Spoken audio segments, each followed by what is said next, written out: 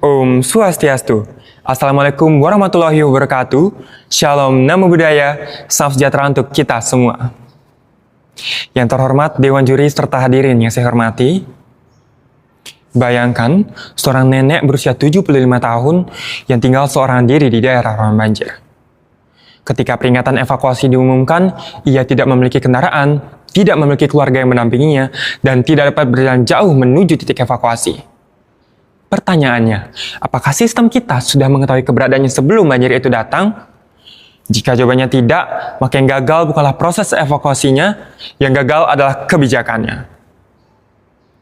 Hadirin yang saya hormati, menurut buku Data Bencana Indonesia tahun 2024 yang diterbitkan oleh BNPB, sepanjang tahun 2024 terdapat lebih dari 8,1 juta masyarakat Indonesia terdampak dan mengungsi akibat berbagai kejadian bencana.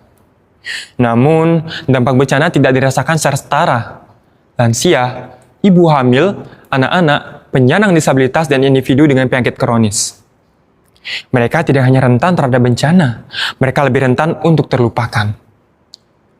Undang-Undang Nomor 24 Tahun 2007 menegaskan bahwa penanggulangan bencana mencakup tahap pra-bencana, melalui upaya kesiapsiagaan dan pengurangan risiko.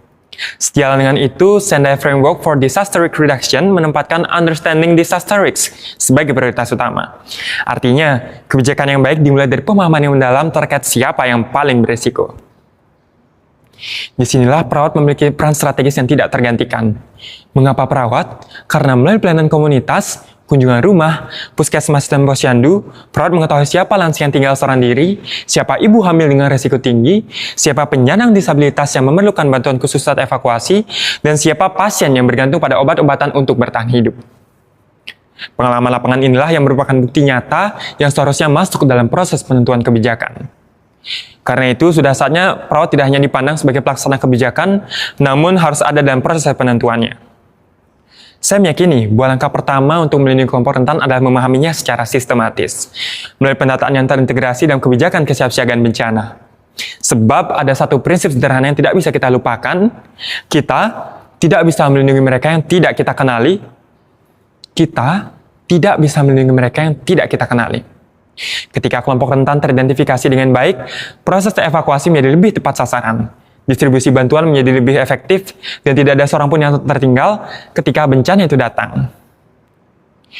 WHO melalui laporan keadaan keperawatan dunia tahun 2025 menegaskan bahwa pentingnya kepemimpinan perawat dalam memperkuat sistem kesehatan global. Maka dari itu, sudah saatnya suara perawat didengar tidak hanya di ruang perawatan, namun di ruang perencanaan, ruang koordinasi, dan ruang pengambilan kebijakan. Sebab pada akhirnya, bencana mungkin tidak dapat kita hentikan, namun penderitaan yang tidak perlu dapat kita cegah. Dan pencegahan itu dimulai ketika mereka yang rentan benar-benar terlihat, terdengar, dan terlindungi. Sebab ketika bencana datang itu pertanyaan yang paling penting bukanlah siapa yang selamat, melainkan siapa yang tidak kita biarkan tertinggal. Terima kasih. Om Santi Santi Santi Om. Wassalamualaikum warahmatullahi wabarakatuh. Shalom, namo buddhaya, salam sejahtera untuk kita semua.